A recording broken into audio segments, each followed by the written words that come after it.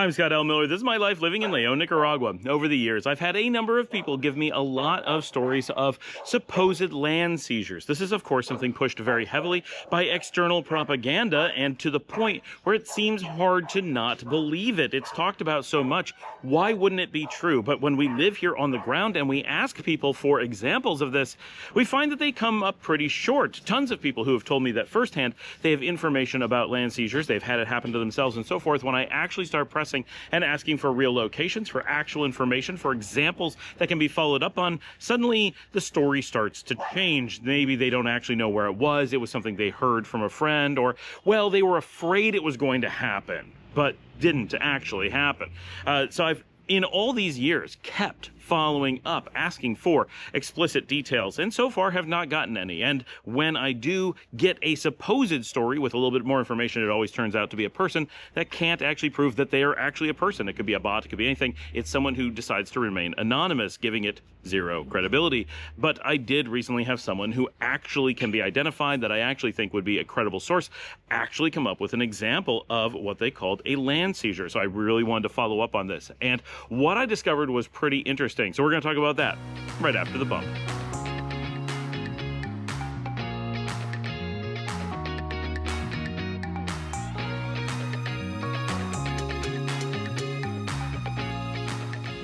Before we dig into talking about land seizures, I want to talk about something else that we've mentioned many times here on the channel, because people often have this question: how dangerous is Nicaragua? I talked to someone, they told me it was really dangerous. And I'm not going by statistics and math and objective comparisons. I'm going to go by this subjective opinion thing. It's very, very dangerous because very few people actually have insight into relative safe and not safe kind of things. If you're within, say, the United States, if you're like me, you're an American, you've traveled around the US, you generally have a pretty good idea of this area is safe versus this area. But if you're going to compare to, say, Europe or Asia or Africa or some faraway place, got some loud traffic again here today, if you're going to compare those, I don't really have a good way to compare them. Exactly how dangerous are they? Is the crime of the same style? Is just, there's so much to compare, and I don't have any direct information to directly compare them. I'm not a good resource. You have to have someone who has really put in time in both places and can compare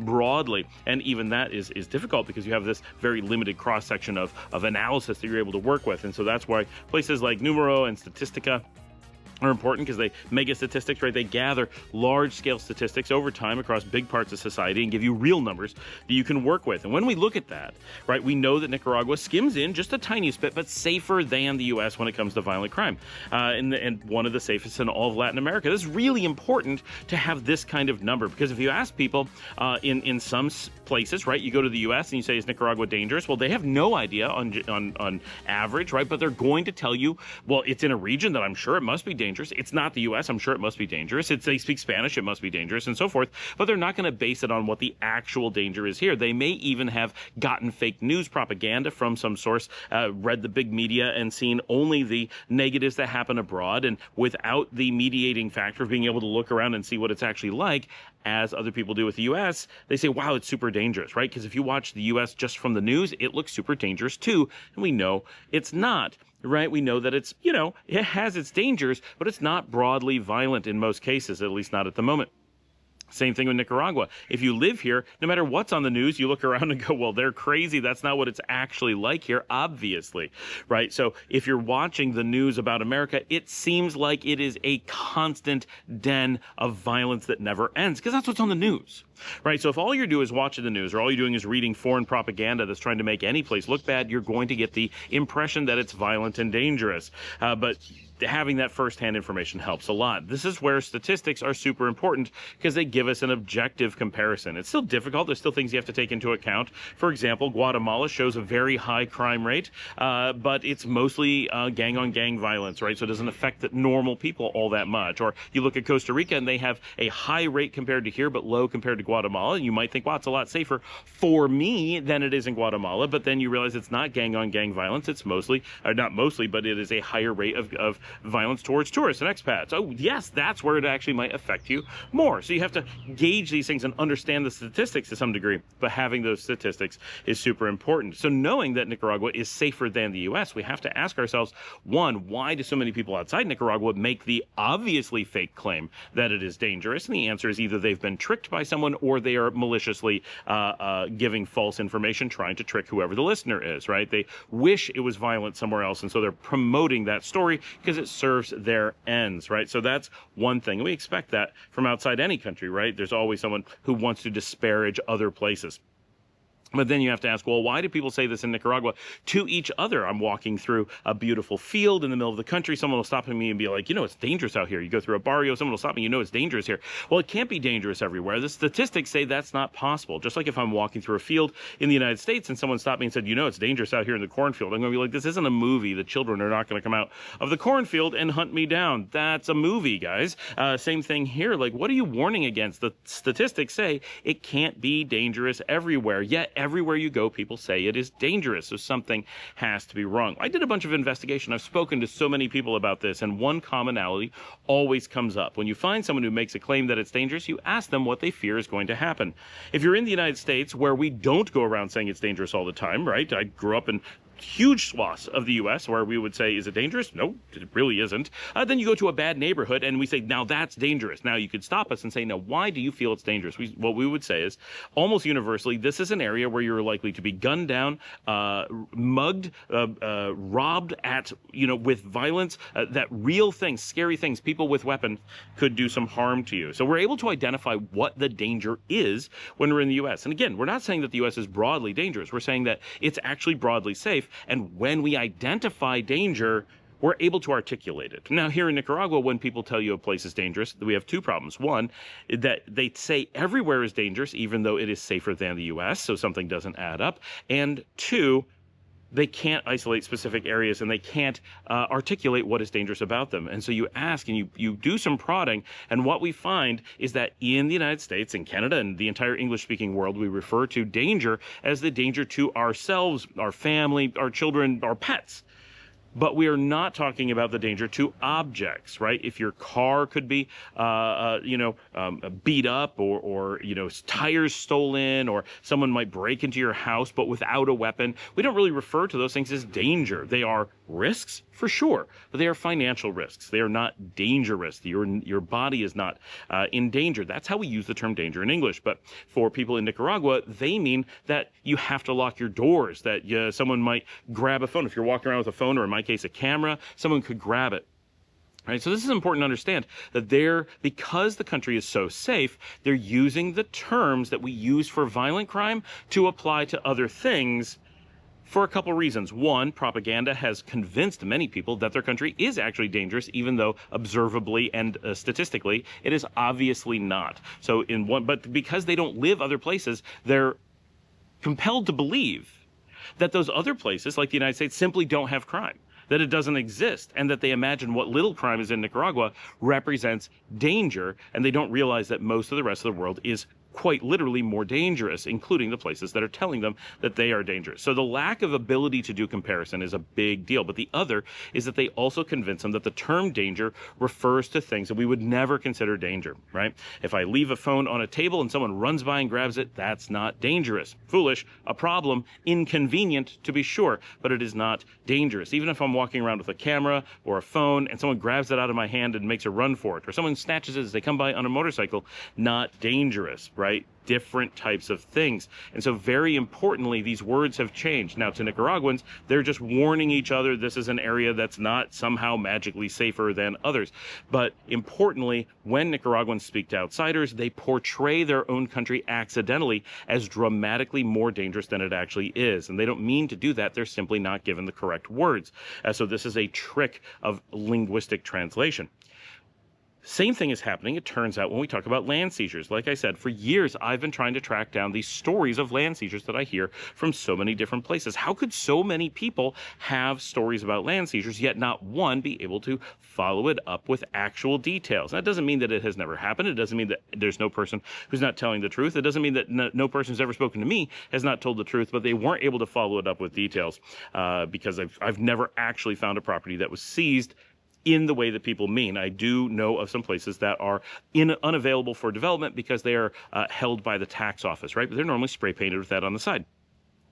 So I was speaking to someone who finally I felt was someone I knew and was a credible source, and they told me that they knew of at least one case of land seizure. So I really wanted to dig into this because, of course, if there is a risk of this, I want to know about it. How do you protect against it? What do you need to know, and so forth? Because in general, our experience here is exactly the opposite. Not only do we not feel any risk of our land being seized, but when we know of people who have, gotten in trouble for some reason, someone's been arrested, someone's been convicted of a major crime, someone has been deported. We know of people who do that, right? Expats in Nicaragua have a track record of behaving kind of badly in many cases. So we know of people who've gotten in some pretty big trouble, since that's the nature of expat communities. Unfortunately, once you've spent any amount of time with one, you will probably know some people who are creating problems as well. It's just the nature of the beast. And it has nothing to do with Nicaragua. It could be anywhere in the world. It's just likely to happen. Often people who are committing crimes become expats thinking that it's a way to hide or to start over or something.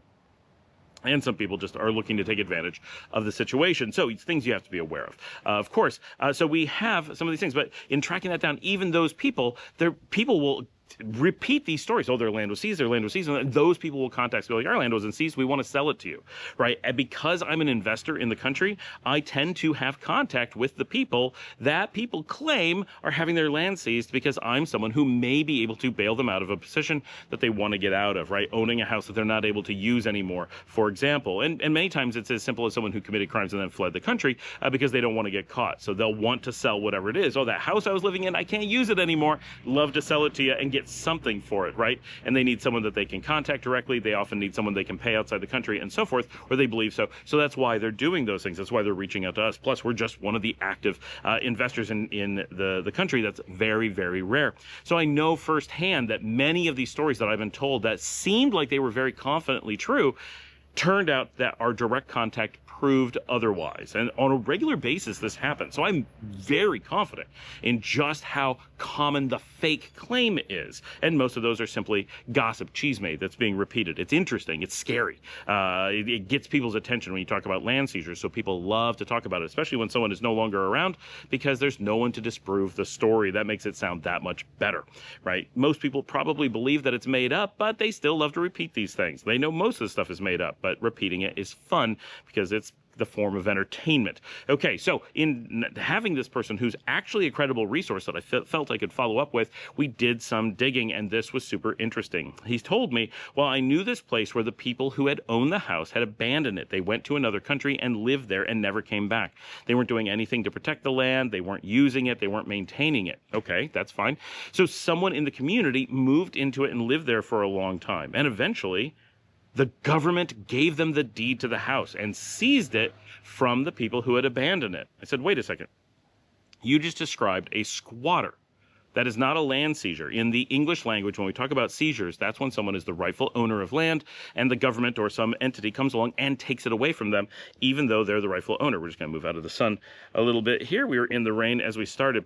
In basically all countries in the world, we have this thing known as squatters' rights, where you have the ability to live in abandoned property, spend time there, and maybe with some other requirements, eventually it becomes yours. By using the land, eventually you become the owner of it. This is not considered a seizure. While in a way it may be, it is a recognition of abandonment, right? This is a very important difference. We all basically accept that there are situations under which people should lose their property. Never paying their taxes is one. Completely abandoning is another. Intentionally doing harm, and so forth. And many of us believe that it should be done in more cases, right? You're some heinous criminal or some terrible thing has happened, or it's needed to repay your debts. Your land should be taken from you. Of course, you have to be really careful with that. You have to be sure that you're taking it from people who actually committed crimes, which is why many places won't do that, because they're just not entirely confident in their own legal systems. So they want to have that hedge that what if they got it wrong, they didn't destroy someone's property as well, at least it gets passed on to their children or so forth.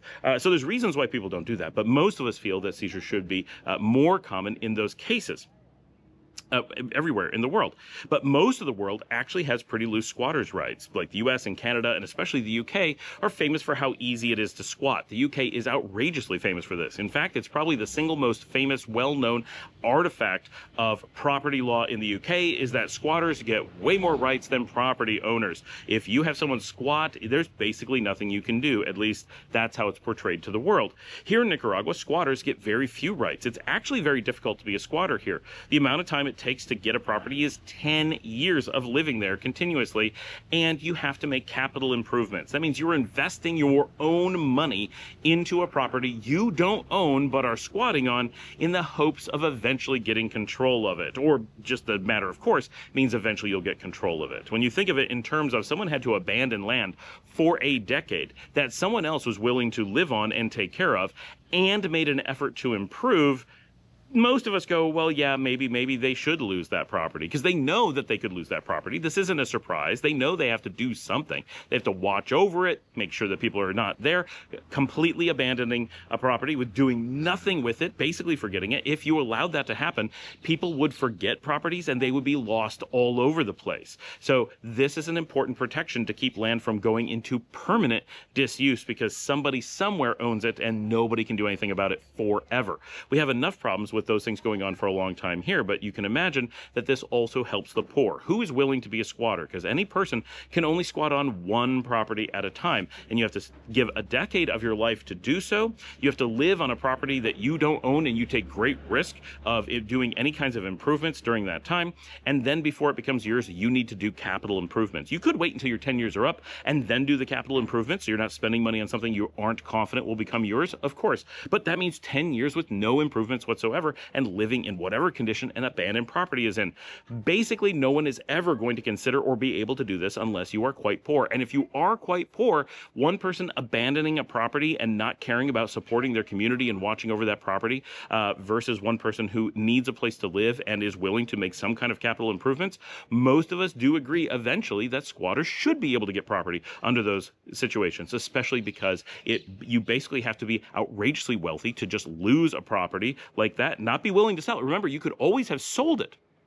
This is someone not willing to sell a property, but also not willing to do anything, not even watch over it. So it's to some degree important that this is someone who's so rich that they're willing to simply allow a piece of land in a community to deteriorate while someone else is so poor that they would do almost anything to have a place to live. At that point, it makes a lot of sense to have those squatters' rights. Now, I think the UK makes it too easy. The US may even make it too easy. But if anything, I think Nicaragua might make it too hard, right? But we don't consider that a seizure. But this is an incredibly interesting insight that maybe a lot of the stories that are getting repeated of seizures are actually people talking about basic squatters' rights who have no idea that the whole world has squatters' rights, and most of the world has them far more liberal than here in Nicaragua. This was a shock to the person I was talking to. He had no idea that other countries had this, or that it was a standard mechanism that everyone knew, or that it was absolutely nothing like a land seizure. And so he's been repeating, as probably lots of other people have, this conviction that there is land seizures going on in Nicaragua, when in fact it is something much more benign. So it's really interesting. So when you're hearing these stories, and I say this all the time, don't take things at face value. Make sure you're digging in, because you have to have a certain amount of distrust in these stories, because when you start looking under the hood, you start to realize that probably not the person who's telling you the story, but someone who told them the story, or somewhere down the path, there was either misinformation or intentional propaganda being entered, or just flat out lies, because it makes chisme interesting, trying to mislead people. So something to think about, and important background information that, once again, we have yet to establish any known case where someone has brought me an example of actual honest-to-goodness land seizure, as we use the term in most of the English-speaking world. Thanks for joining me. Like and subscribe. If you'd like to help support the channel, the work that we do here, you can buy me a coffee at buymeacoffee.com/Scott Allen Miller. Comes directly to me. It's like Patreon, and helps support the channel with all the cost of cameras and editing and software and licensing and such that we have to do this. It really is expensive, so we really appreciate the coffees and our members here on the channel. And don't forget, on Thursdays we have a live that we do nearly every week. It'd be great if you hopped on, said hello, joined our community, hung out. It's a lot of fun. We've been doing it for about 2 years now, and it's been very successful. It's a really interesting way to spend a Thursday night. We do it for several hours, so you have plenty of time to hop on, grab a beer, grab a popcorn, and enjoy. Order in some food while you're doing the show, and I will see all of you tomorrow.